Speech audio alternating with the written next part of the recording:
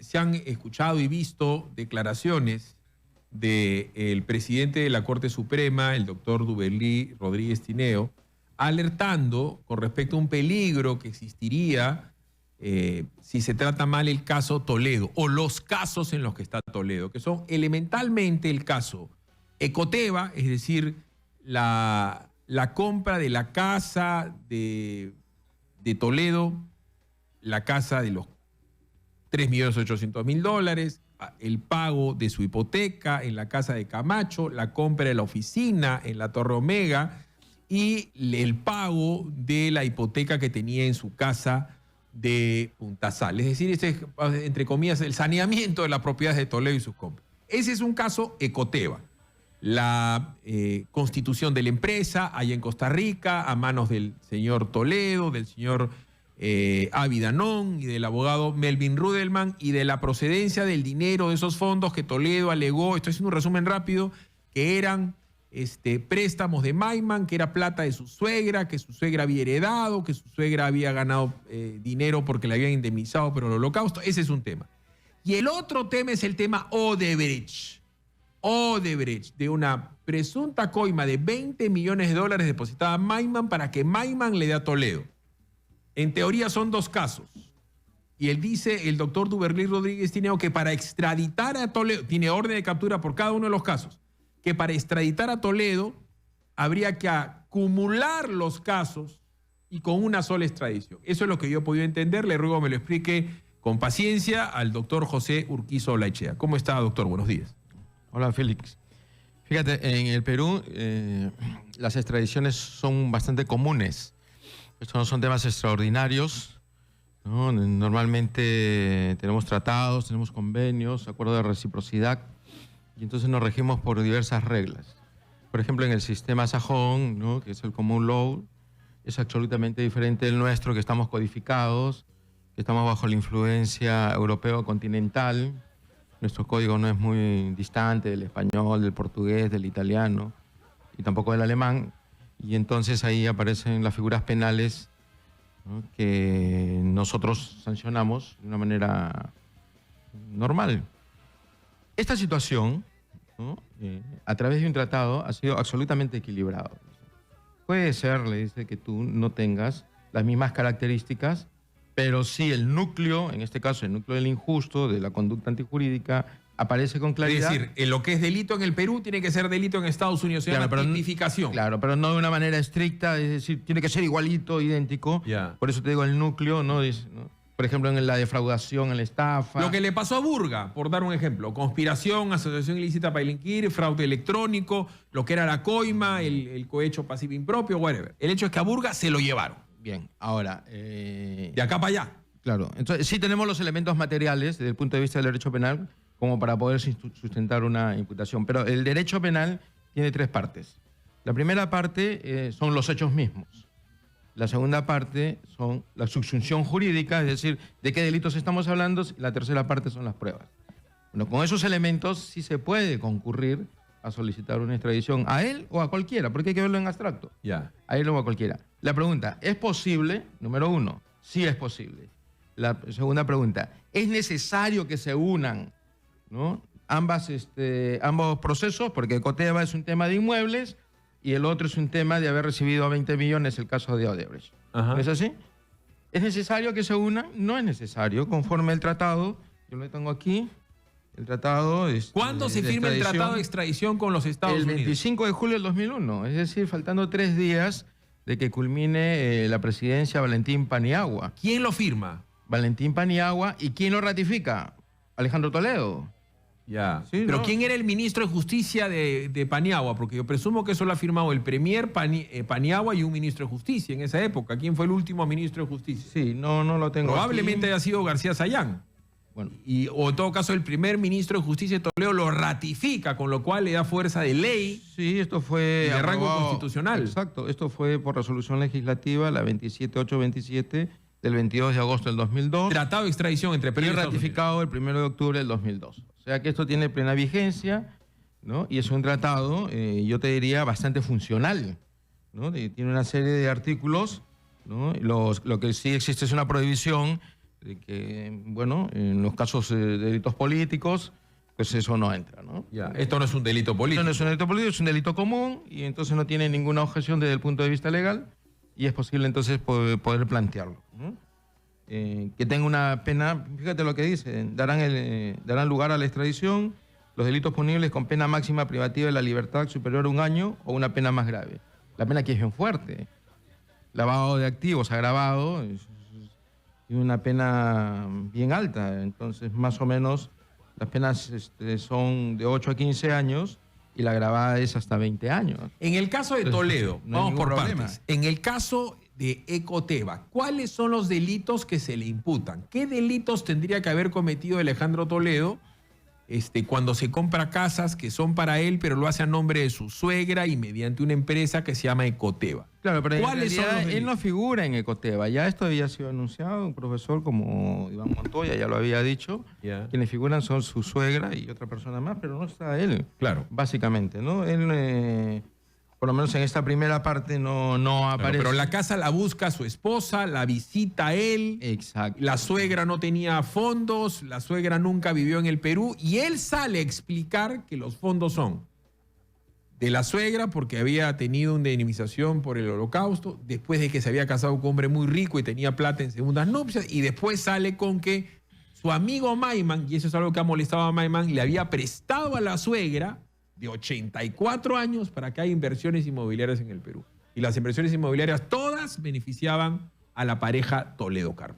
Claro, mira, aquí lo que aparece claro es el tema de los testaferros, ¿no? En primer lugar, quiero precisar, ser testaferro por sí mismo no es ningún delito. Porque uno de buena fe dice, mira, necesito que me prestes tu nombre y te pongo una serie de condiciones, eso está debidamente, ¿no? Legislado, no hay ningún problema.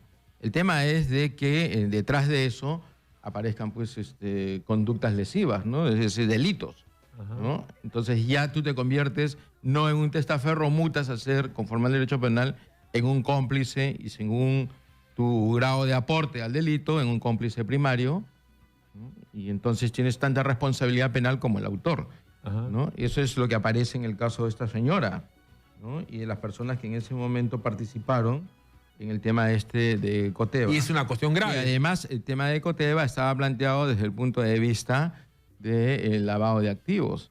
Y desde el punto de vista del lavado de activos, además estaba vinculado a una interpretación del Acuerdo Plenario 3/2010, que había a su vez explicado la autonomía del delito de lavado de activos y entonces por sí mismo tenía la potencia como poder intervenir al resto de las personas. A ver, como esto tiene que ser investigado y enjuiciado para que la gente lo entienda. Cuando uno es funcionario público es tratado diferente a una persona común. Miren el caso de Burgos, por dar un ejemplo. Como Burgos tenía más dinero del que no pudo sustentar, es que lo han condenado. ¿No es cierto? Porque cuando Philip Butters le sobra plata que no tiene cómo condenar, no pasa nada. Cuando Pepe Urquizo le sobra plata que no puede, bueno, ya te cae la mancada de la SUNAT. Estoy hablando en términos bien caneros para que todo el mundo me entienda. Y tienes que pagar tu multa, pagas, regularizas y ya está. Pero en el caso de un funcionario público, eso se presume enriquecimiento ilícito. Hay una ley que dice que el funcionario público no puede tener mayores propiedades, activos, cuentas o deudas a las que pueda acreditar. Primer punto, por eso ya se habla de enriquecimiento ilícito. Y después el tema del lavado de activos es, si todos los caminos conducen a Alejandro Toledo y Elian Carp, quiere decir que de algún lugar sacaste la plata, ¿o me equivoco? No, sí, claro. En realidad ese es el tema fundamental, pero no es el tema medular, precisamente porque esta idea del concepto de fuente para los delitos para los delitos de lavado de activos, el tema de fuentes está en una abierta discusión, ¿no? Sobre la fuente ilícita, es decir, si la plata era ilícita o no. Exacto, ¿no? Pero eso tampoco genera mucho conflicto, porque de una u otra manera imagínate una persona que toda su vida ha trabajado, que ha trabajado de manera informal, pero ha trabajado y que reúne una cantidad de dinero y luego uno le imputa porque el hecho de haber comprado una residencia dice, oye, y esos dineros se puede acreditar, ¿no? De una manera material. Yo soy el rey de la papa. Bueno, claro, y no estamos hablando de cosas que no existen, eso existe, hay una informalidad total. Pero esa informalidad no la puedes tú reconvertir en automático a que fue un delito. O sea, de eso precisamente parte de la seguridad jurídica. Pero existen otras conductas que tú no puedes explicar. Por dar un ejemplo, en determinado momento se quiso comparar el tema de Alejandro Toledo con Alan García y sus charlas. Alan García dijo, yo cobro por charla 20, 30, 40, 50, 60, en un año me echo $800.000 en charlas. Y la gente dijo, pero ahí estaba. Pudo acreditar que ganaba plata con sus charlas. En el caso de Toledo le preguntaron, ¿usted ha hecho plata con la charla? Dijo, sí, pero Toledo no tendría cómo acreditar, por dar un ejemplo, que ha recibido, y lo podría hacer, porque es un tipo que tiene creo que 40 honoris causas en universidades del exterior y tal, no es un hijo vecino Toledo. Él podría acreditar que con sus libros ganó plata, que con sus charlas ganó plata y que lo que hizo no fue tributar en el Perú. O sea, Toledo podría sacar ese as bajo la manga, sí, mostrando dinero legítimamente constituido y que la verdad es que él le dio a la suegra. Legítimamente constituido, bueno, eso sería un buen argumento, ¿no? Pero tú hablas de acreditar, y acreditar en el derecho penal es establecer un nexo causal. O sea, yo lo gané y luego lo trasladé. Y nosotros tenemos un sistema de bancarización, es decir, existe una ley. Entonces no es tampoco el dinero que puede caminar por sí mismo, ¿no? Es que Toledo tiene una fundación por el desarrollo global, que también le podría haber... Estoy tratando de hacer de abogado del diablo, porque como todo el mundo presume la culpabilidad de Toledo, estoy tratando de dar luces, porque los jueces pueden evaluar acá y afuera. Y el doctor nos ha dicho que sí se puede pedir 2 extradiciones diferentes. A Fujimori se le pidieron varias extradiciones. Yo lo que digo es que no es necesario que con lo que tiene, fíjate, el fiscal Hamilton Castro, en una disposición, que es la disposición número 13, ha señalado que conforme a al punto donde se encuentran ellos en su investigación, hay tráfico de influencias, colusión y lavado de activos. Eso es en el caso Ecoteva. En el caso Odebrecht. Ya, vamos a ir a la pausa. Hemos hablado del caso Ecoteva. Vamos a la pausa para regresar a hablar del caso Odebrecht. Es decir, la plata que le dan a Maiman, que era para Toledo. Es decir, los $20 millones por la Interoceánica. Ese es otro caso. El otro caso. Es otra investigación. Vámonos a la pausa para que nos explique el doctor José Urquizo. Son 8:21. Pausa, regresamos. Philip Butters en Exitosa. Por el cual también se podría extraditar a Toledo el caso Odebrecht. ¿Cuáles son los delitos que se le imputan? Hechos y tipificación de delitos que también podrían ser delitos en Estados Unidos. Sí, mira, el Ministerio Público ha señalado tráfico de influencias, colusión y lavado de activos. Ahora, ¿estos delitos pueden ser objeto de extradición? Sí, pueden ser objeto de extradición. ¿Cumplen con todos los requisitos que señala el tratado con Estados Unidos? Sí lo cumplen. Entonces, todos estos elementos que te comenté, que no solamente son los hechos, las pruebas y la subsunción jurídica, que es la tipicidad, es decir, qué delito estamos hablando en concreto. ¿Cuáles son los delitos en concreto del caso Odebrecht? No, del caso Odebrecht, como te repito, son tráfico de influencias, colusión y lavado de activos. Esos son los que ellos señalan, ¿no? El tráfico de influencia del artículo 400, la colusión del artículo 384, que además está debidamente fundamentado, ¿no? Y el lavado de activos, bueno, que ya todos conocemos. Vuelvo a ser de abogado del diablo. El señor Maiman ha dado declaraciones y él dice que conocía perfectamente lo que era Odebrecht. Es más, él lo quiso llevar a Israel y lo quiso llevar a Kazajistán y lo quería... Pero él no ha tenido negocio con Odebrecht. Entonces, en el momento que el señor Maiman, que ha dicho que se va a acoger a la colaboración eficaz, lo ha dicho él, le pregunten, ¿qué clase de negocios tenía usted con Odebrecht? ¿Por qué usted los conocía? Diga usted cómo es cierto que realizó asesoría, consultoría, sociedad. Y si en ese momento Maiman dice, yo no hice un negocio con ellos, yo simplemente me presté como puente para que ellos le paguen a Toledo, ¿mancó Toledo? Sí, claro, pero lo que diga Maiman tiene que ser corroborado. Es decir, no es suficiente que él diga esto fue A, B o C, sino que hay que corroborarlo de una manera concreta.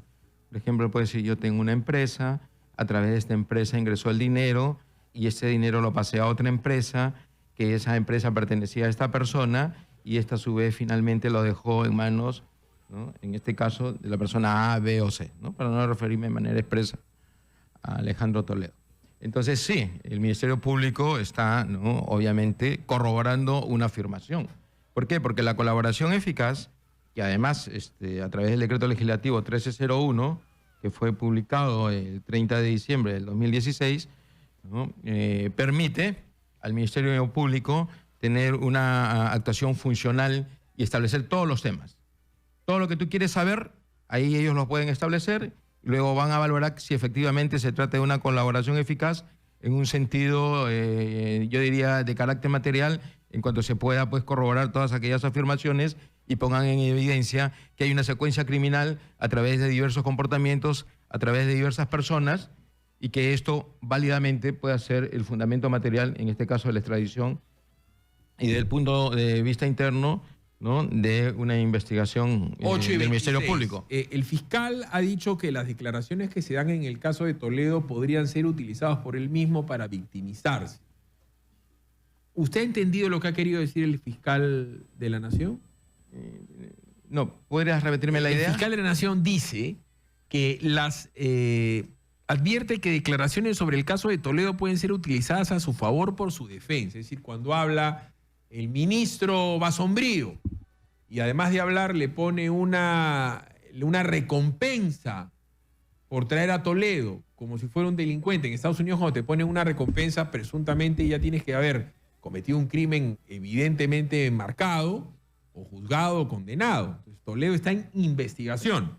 Ahí, además de la declaración, está el hecho cierto de que pusieron para con Toledo una recompensa que ya le levantaron. Además era una recompensa medio idiota, con el perdón de la expresión, porque decían el que dé con el paradero de Toledo, cuando todo el mundo sabía dónde vivía Toledo. Y eso lo hizo el Ministerio del Interior. Después sale la señora Marisol Pérez Tello y lo tilde de cobarde, que es un cobarde porque no viene.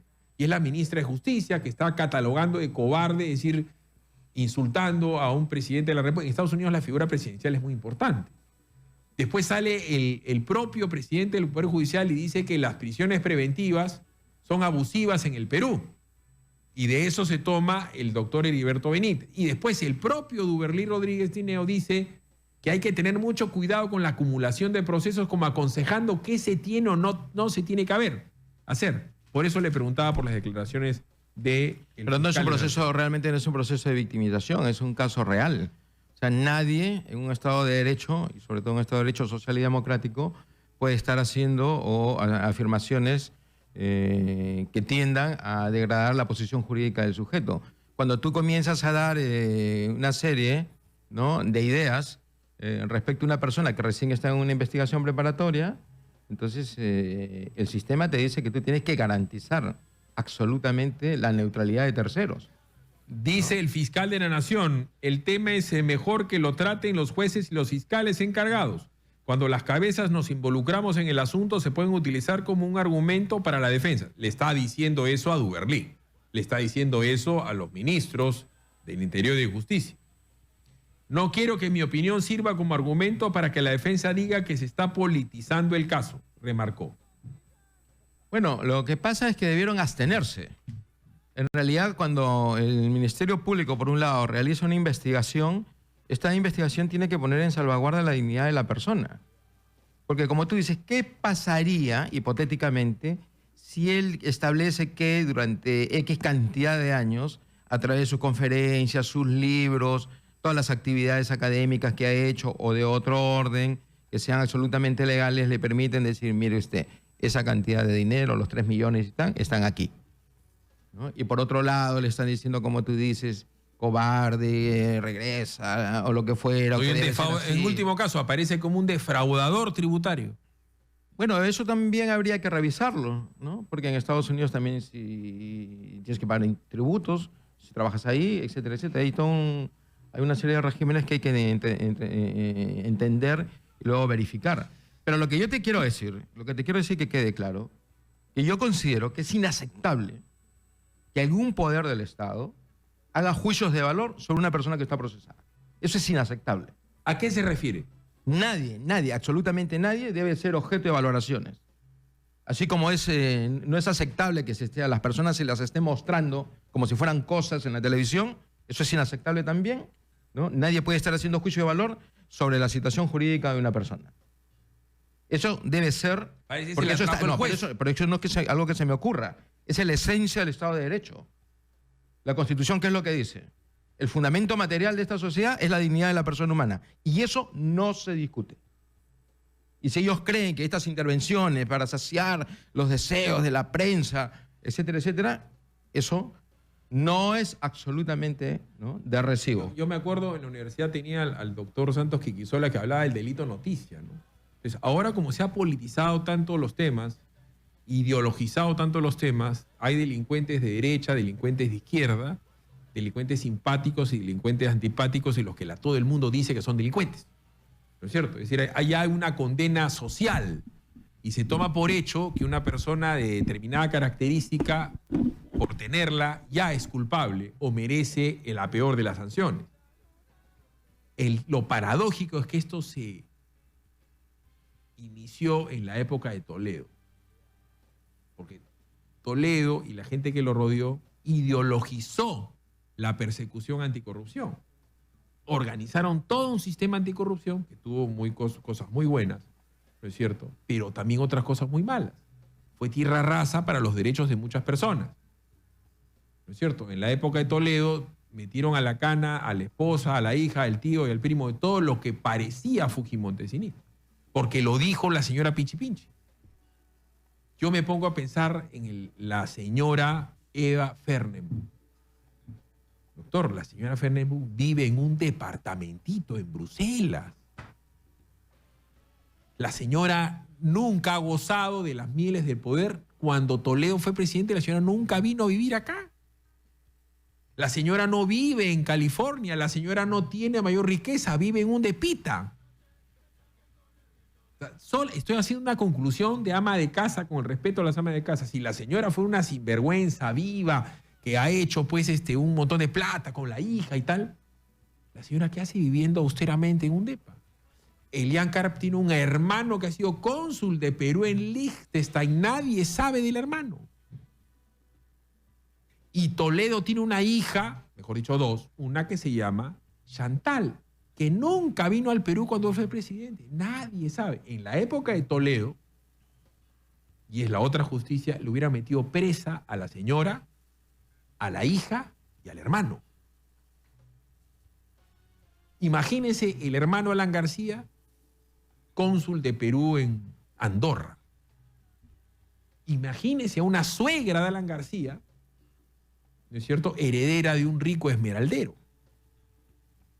O sea, la historia de Toledo es tan paradójica, doctor, que si tú se la quieres poner a cualquiera de sus enemigos, Toledo lo hubiera fusilado. Es más, Toledo es el que firma el contrato, el tratado de extradición. tratado de extradición. Sí. Y Kuczynski ha firmado hace poco, como lo he dicho, ¿no?, estas nuevas reglas de la colaboración eficaz. Vámonos a la pausa para ver las nuevas reglas de la colaboración eficaz, porque Toledo se podría acoger a la colaboración eficaz y decir que él no era el cabecilla pese a ser presidente. Bueno, con esta nueva disposición sí. Vamos a la pausa para que nos lo explique el doctor José Urquizo, 8:33. Se habló también en estos días de que Toledo podría acogerse a la colaboración eficaz. Eso a mí me sonó amenaza. Porque Toledo, siendo el presidente de la República, arriba de él no había nadie.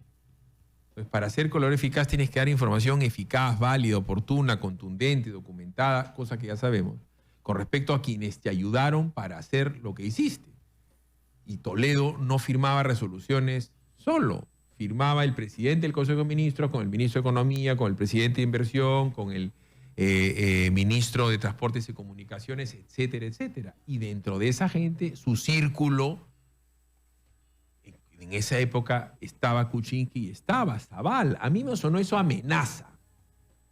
¿Cómo es que Toledo podría acogerse a la colaboración eficaz si era él el presidente? Supuestamente los cabecillas no pueden. Bueno, antes no. Con la aparición del decreto legislativo 1301, que fue publicado el 30 de diciembre del 2016. ¿El año pasado? Sí, claro, ¿no? Existe una norma específica, que es el artículo 475. Esto lo ha firmado Kuczynski. Sí, claro. Y dice, punto 6, ¿no?, punto 2, 3, 4 y 6, dice lo siguiente: los jefes, cabecillas o dirigentes principales de organizaciones delictivas y los que han intervenido en delitos que han causado consecuencias especialmente graves, únicamente podrán acogerse al beneficio de disminución de la pena o suspensión de su ejecución siempre que su aporte permita identificar a miembros de la organización con mayor rango jerárquico. con mayor rango jerárquico. Claro. ¿Quién puede tener mayor rango jerárquico en una organización que el presidente de la República? Es que en la organización criminal no es similar pues a la presidencia de la República, ¿no? Cada caso tienes que analizarlo en concreto, ¿no? Es decir, no podemos homologar una situación jerárquica que además aparece en la Constitución con una serie de conductas de otra naturaleza que tiene un carácter puramente penal. Entonces Ya, eso pero, no se a puede. ver, ¿no? Si eres el presidente de la República y a ti te han dado un billete, 20 millones, se lo han dado a Maiman, para que tú apruebes una interoceánica que se aprobó sin SNIP, que se aprobó con unas condiciones absolutamente disímiles a un contrato normal, que se aprobó en proinversión en unas reuniones que duraban 18 minutos, o sea, fue muy tirado de los pelos. Claro, tenía un gran apoyo mediático, ya nos ha contado Maiman que tenían arreglada la prensa, que habían sobres para todos. Pero ¿quién podría ser el superior jerárquico en la organización criminal arriba del presidente de la República? No me hace sentido. Bueno, yo no te puedo contestar eso por una razón obvia. Para mí particularmente no es el tema que sea el presidente, porque puede ser que haya cualquier persona que maneja esta entidad criminal. Y ese es el destino y la búsqueda en este caso del Ministerio Público. ¿Podría decir Toledo que el jefe de la organización criminal era el propio Odebrecht? Pero por supuesto, eso no queda ninguna duda. El cabecilla de todo esto y un jerarca por excelencia es el señor Odebrecht. Y todas las consecuencias que ha traído en nuestro país, que además son consecuencias que ni siquiera están debidamente ponderadas. Los daños que le ha causado al país este señor son inimaginables. No es pero voy a hacer mi precisión para que no se confunda. No es por las cantidades de dinero que le ha dado a algunos funcionarios. Es por lo que él recibía a cambio, cosas inmensas. Entonces, eso todavía no ha sido debidamente ponderado. Para que sea una idea, el economista Mendoza, que escribe en Perú 21, me lo comentó cuando yo le dije, el daño me dijo tranquilamente puede ser un daño superior a los 20.000 millones de dólares. Porque por dar un ejemplo, la interoceánica nos indicó una interoceánica que no sirve para nada. Claro, entonces, pero la visión es reducida, ¿no? Porque están pensando, sí, pero Odebrecht tiene obras aquí, tiene obras allá, la gente va a quedar... Es una manera de reducir y volver una caricatura del daño. Y un país necesariamente tiene que plantear las cosas Odebrecht con ha transparencia. vendido Vías Nuevas de Lima el 53% de su operación y le queda otro saldo en 500 millones de dólares y sigue operándolo. Bueno, pues ya precisamente es lo que te digo, ¿no? En realidad no te presentan la realidad, valga la redundancia, no te presentan lo que es, perdón con la redundancia, digo, no te presentan lo que es, sino te están presentando una caricatura y luego te meten todo un sistema que dice, mira lo que va a pasar. No. Nuestro país ha quedado destruido, devastado, no solamente económicamente, moralmente. Los funcionarios ya no son personas necesariamente que puedan ofrecer garantías.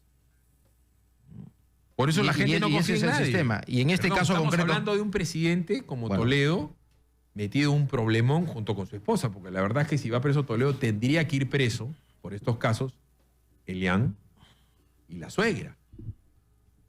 Y muy probablemente la hija. Sí, todo. Me estoy refiriendo a la hija, a Chantal, que nadie la menciona. Uno tiene, cuando uno juzga de manera draconiana, uno tiene que ser draconiano para todo el mundo. Todo el mundo se llena la boca. Yo he visto centenares de titulares para con los Aritomi, los tíos de Keiko Fujimori. Centenares, no digo 10, 20 o 30. Entonces, es una situación terrible la del caso Toledo. Y mi pregunta, creo que tiene una respuesta implícita. Sí lo pueden traer, tan complicado no es. Pero comencé diciéndote que en el país se hacen extradiciones todo el tiempo. Los norteamericanos piden una serie de personas que están aquí, nosotros las pedimos, tienen una serie de reglas. Fíjate que en el artículo 6, solicitud de extradición y documentación requerida es bien simple. Solicitud de extradición, por conducto diplomático, no por escrito. Los documentos, declaraciones u otro tipo de información que describan la identidad y probable paradero de la persona reclamada. Exposición de los hechos delictivos y la historia procesal del caso. Texto de las disposiciones legales que tipifiquen el delito por el cual se solicita la extradición, ya te he dicho. Ajá. Texto de las disposiciones que indiquen que ni la acción penal ni la pena han prescrito en la parte requerente. Más o menos en un rango de 20 años. ¿no? Los documentos, declaraciones u otro tipo de información especificada en el numeral 3, según corresponda. Copia del mandamiento u orden de detención emanado de un juez u otra autoridad competente y una copia del documento de imputación. Bueno, todo eso no es complicado para el sistema. Yo creo que todos estos elementos, que además este tratado es un tratado, como dije, funcional, fácilmente se puede realizar no solamente en un caso, sino en otro caso, como suele ocurrir.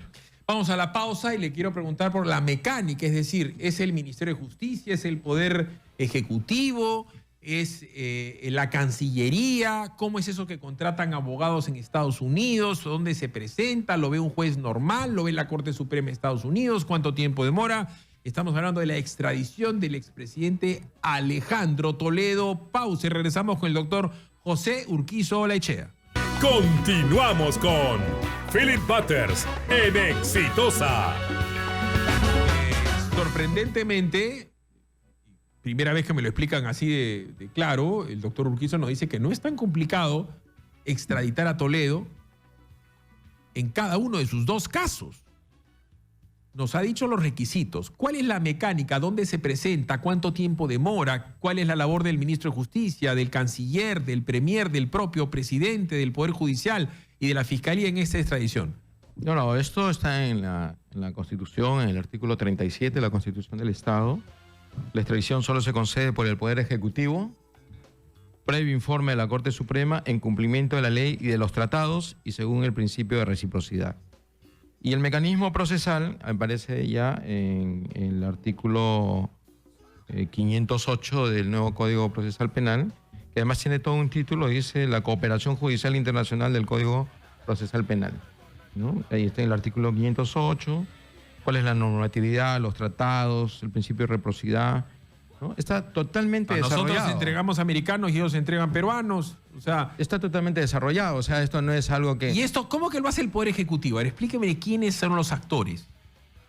Bueno, esto pasa, como tiene que pasar, por todos estos mecanismos, como ahora el Ministerio Público, luego un juez, luego una solicitud, ¿no? Y eso pasa al Poder Ejecutivo, que es el único que puede solicitar porque es un tema de Estado a Estado. ¿Poder Ejecutivo quién lo firma esto? ¿Ministro de Justicia, el canciller, no, PPK? Sí, el ministro de Justicia, obviamente. Tiene que haber ahí un mecanismo administrativo específico y así tiene que ser, ¿no? O sea, en buen romance la extradición de Toledo está en manos de PPK. Bueno, del Poder Ejecutivo, pero además lo dice la Constitución. No, está bien, pero es que para que quede claro, él es el que le puede dar el impulso procesal y le ordena al doctor Mendoza hacer todo. Ocúpate de eso. Sí, claro.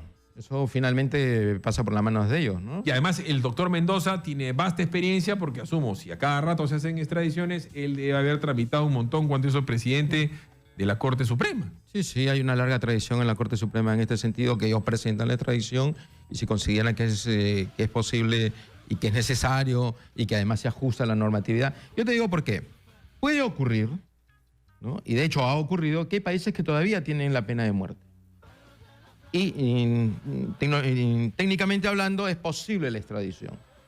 Pero el presidente dice no, porque yo no tengo garantías que en ese país no le vayan a aplicar la pena de muerte. O sea, le van a aplicar la pena de muerte y nosotros no la aplicamos y entonces detengo esa extradición. O sea, esas son sus potestades por el artículo 37 de la Constitución. Son casos ya más extremos, que además también están señalados, ¿no? En el tratado cuando dice, si tú tienes garantías de que no se va a aplicar la pena de muerte, sí lo puedes hacer, ¿no? Pero está obviamente en condicional, ¿no? Con lo cual es funcional, ¿no? Son casos extremos. Pero este es un delito común. Este no es un delito realmente que genere pues, unas necesidades inmensas de hacer un análisis. Y ahora está totalmente, pero además está totalmente fortalecido. Ajá. Porque si tú tienes un colaborador eficaz que te está dando cierto tipo de información, que a su vez te ayuda a poder corroborar otra información, y además el Ministerio Público debe estar, ¿no? Trabajando en los temas probatorios de una manera cruzada con la finalidad de darle mayor fidelidad a la información que está trasladando, me parece que es absolutamente razonable que los caminos sean exitosos. Ahora, sobre todo teniendo en consideración que tenemos acuerdos directos con los Estados Unidos. Vamos a decir que la Fiscalía, se hace su trabajo bien, le pedirá al juez que lo detenga y el juez le dirá al Poder Ejecutivo vía el Poder Bueno, todo eso judicial pasa a través de la Cancillería. O sea, correcto, pero el juez juez le dice a la Suprema le dice al Ejecutivo, el Ejecutivo pide consulta, a PPK, pide consulta al Ministro de Justicia, aprueban y le piden al Departamento de Estado vía Cancillería. Esos son los pasos a seguir. Más o menos son los pasos, no conozco todos los detalles ciertamente, pero son así. Y es lógico, ¿no? El Ministro de Justicia tiene que ver si efectivamente detrás de este pedido, ¿no?, surge la legalidad que exige el tratado. Claro. ¿No? Para que se cumplan todos los requisitos. Es decir, no voy a presentar algo y de pronto la identidad, por ejemplo, no tengo certeza. Eso no puede ser, ¿no? De lo que se quiere es no solamente transparencia, sino claridad, con la finalidad que las peticiones logren sus objetivos. ¿Y cuánto demora esto de acá? Porque la gente lo que quiere, el populorum, que lo traigan ya. Que lo traigan ya. Pero las cosas se tienen que hacer en un debido proceso y el proceso implica etapas y las etapas implican tiempo. Bueno, mira, yo no soy de la gente que cree que el populorum sea la voz de la justicia. O sea, a mí me parece que el populorum no es ningún dato sensato, ¿no? La justicia tiene que manejarse con prudencia. La justicia no es un acto de venganza. La justicia tiene que expresar racionalidad y razonabilidad. La justicia tiene sus reglas. No las puede estar bloqueando las reglas en aras de satisfacer las peticiones del populorum, como lo mencionas tú, porque si no, esta sería una sociedad totalmente atemorizada. Y no es la idea, ¿no? La idea es que seamos absolutamente racionales y que nos sometamos no a es un linchamiento contra Toledo. No debe serlo. Ni contra él ni contra nadie. O sea, eso tiene que estar claro. Por eso que cuando tú ves en la televisión la primera pregunta que le hacen, ¿usted es culpable? ¿Usted es culpable? Cuando el derecho penal es todo lo contrario. El derecho penal comienza, no tímidamente, pero comienza averiguando los hechos, verificando las pruebas, si esos hechos realmente son un delito, ¿no? Luego tiene que ver las circunstancias personales del sujeto, ¿no? Para eso está el juicio, tiene capacidad de defenderse, ¿no? Y el último acto de valoración es la culpabilidad o la responsabilidad penal por el proceso de atribución. Es el último acto. No es el primer acto. 8:55 a.m. Estamos hablando de un presidente de la República, no es un hijo de vecino. El caso de Toledo a mí me parece clarísimo en ambos casos, más aún ahora que Maiman va a hablar. El tema es que él le puede tirar dedo a un montón de gente, porque es obvio que si tú lo coimeas al presidente de la República y el presidente termina firmando un contrato de gobierno con una empresa, han habido un montón de manos ahí, un montón de manos. ¿Qué implicaría que Toledo tire dedo? Las penas, por dar un ejemplo, en el caso de Toledo, ¿se suman como el nuevo Código Procesal Penal? ¿Se van a sumar Toledo por asociación ilícita, lavado de activos, cohecho pasivo propio? Si él dio también cohecho pasivo impropio, lavado de activos, o sea, ¿a Toledo le podría caer una condena de 80 años? No. Si eres colaborador eficaz, te quedas sometido precisamente al régimen del decreto legislativo 1301 y ahí tienes la exención de la pena, la suspensión de la pena. ¿La qué, perdón? Exención de la pena. Esa exención que no lo... Que no, claro, hay gente que colabora intensamente y puede dar información sólida de cómo va a funcionar un aparato criminal. Y entonces el derecho cede para tener logros de carácter. ¿Eso lo podría hacer Toledo estando en Estados Unidos sin regresar al Perú? No, eso es un acuerdo con el Ministerio Público. O sea, él tendría de todas maneras pasar por la cárcel. Por supuesto. ¿Hay a estas alturas, como lo pide el doctor Heriberto Benítez, posibilidad de que Toledo sea juzgado en libertad? Es decir, que le levanten las órdenes de captura y después pida la extradición. Bueno, el juzgamiento es otra cosa, ¿no? Tú me estás hablando de la colaboración eficaz. Ese es un procedimiento especial, tiene sus propias reglas. No, y la extradición es traerlo. Si lo traen, lo meten a la cárcel. Si lo traen, lo meten a la cárcel, y él tendrá que decidir. O se vuelve colaborador eficaz, o simplemente va a pregonar su inocencia y la va a defender hasta el último minuto. Yo creo que eso no hay ninguna duda y tiene que hacerlo, si es que él considera que es inocente. Y entonces el Ministerio Público tendrá que ofrecer todas las pruebas para poner en evidencia... Según la normativa legal y lo que usted ve en estos casos, doctor Urquizo, él no tiene cómo librar la cárcel si lo trae. Si lo extraditan, lo meten preso. Y si entra por el aeropuerto, lo meten preso. No son delitos de pequeña entidad, ¿no? Estamos solamente por decirte uno, lavado de activos, ¿no? Yo hasta 20 años fácil con producción de figura grabada. Es como en el caso de Ollanta y Nadine, está en un problema gravísimo, porque si tienen asociación ilícita para delinquir más lavado de activos. Claro, lo que tú me estás hablando en realidad es el denominado concurso real de delitos. Claro, el concurso real de delitos, que también fue modificado, porque antes eran autónomos, y se van sumando. Fíjate, esa es una de las influencias del sistema sajón, se suma. Claro, ahora se suma. Claro, en el caso de Toledo pero se sumarían. tiene topes, ¿no? Tiene Perdón, topes. pero en el caso de Toledo se sumarían. Bueno, depende, pues. Si se vuelve colaborador eficaz, se Ya. somete a estas disposiciones. Ya. Entre ellas, Ya la, no ma- se la más suma. alta que es la sección, ya no Ya, se suma. si no se somete, Si sí no se suma. somete, sí se suma. O sea, claro. Toledo podría tener 15 más 20. No, pues, llega a así. un máximo de 30 años, me parece. Si mal no recuerdo. 30. Es gravísimo. Desde luego, 30 años ya no tiene ningún sentido en su vida. La historia tiene que enseñarle a la gente poderosa que toda gloria, salvo la divina, es pasajera. ¿Y cuál es el tema? Fíjense, el tratado de extradición lo firma Paniagua. Con los caviares, hay que decirlo. El 25 de julio, faltando 3 días para que Luego ratifica Toledo. Sí. Pero además, la posibilidad de que un cabecilla sea colaborador eficaz lo firma PPK. Sí. Justicia poética podría ser, porque las disposiciones que ellos mismos han dado los pueden terminar metiendo a la cárcel. Claro, pero yo, si haces una abstracción, era necesario, siempre es necesario tener tratados funcionales, como es el caso, ¿no? La necesidad de la colaboración eficaz con una creciente criminalidad también es necesario. Hay que verlo también en un sentido positivo. Tú lo puedes ver en un sentido anecdótico, pero hay que verlo de manera abstracta. Pero de manera fría, Ollanta pide mejores condiciones carcelarias para Nadine y él firmó esas condiciones carcelarias duras. El ministro aprista Aurelio Pastor, él hizo la cárcel de Piedras Gordas, que es la mejor cárcel del Perú, y terminó preso ahí. Después fue declarado inocente. Pero la vida es así. O sea, yo que voy a cárceles, doctor, y usted, pues, por su trabajo, la cárcel es el infierno. Cuando uno le desea la cárcel al ajeno, es alucinante. Yo lo puedo decir, el doctor Urquizo fue mi abogado cuando Burga me atacó en 6 juicios. Y me quería meter preso y yo lo vi en la cárcel al tipo preso. Y a mí eso no me hizo feliz. Yo me ponía a pensar, su señora, su hija, su hijo, la humillación que es todos los fines de semana, que vaya tu esposa, que la toquen, que le bajen el calzón, que le digan que se calatee, que toquen a tu hijo, que toquen a tu mamá, ¿no? Hacer cola en un baño sin agua caliente, el tener que hacer tus necesidades frente a los demás, el no tener intimidad, el que tengan que verte llorar con tus hijos frente a todo. Es la humillación, es la pérdida de todo la cárcel.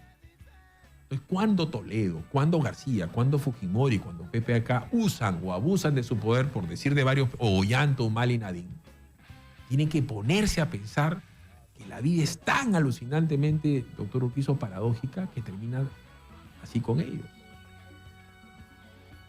Claro, pero el principio general es diferente, ¿no? Claro. Ser presidente es el más alto honor de cualquier peruano. Y bueno, si es un honor, pues hay que rendirle culto al honor. Claro. Y la ley penal está para eso. El que se sale de la raya ya sabe lo que le pasa. Pero usted también sabe que el peor de los presos no debe perder su dignidad humana y aún así sigue teniendo derecho al honor. No, pero por supuesto. Siempre. Claro. Por eso hay que tener cuidado, no hay que escupir al cielo por muy poderoso que uno se confíe. Por eso el día que lo filmaron a Fujimori en una clínica en paños menores y con una sonda y lo pasaron por televisión, dije, uy, uy, uy, esa factura te la pasa el de arriba. Y miren dónde está Ollanta Humala y Nadine. Y también le puede pasar a PPK. También le puede pasar a PPK. Ahora que dicen que está con el...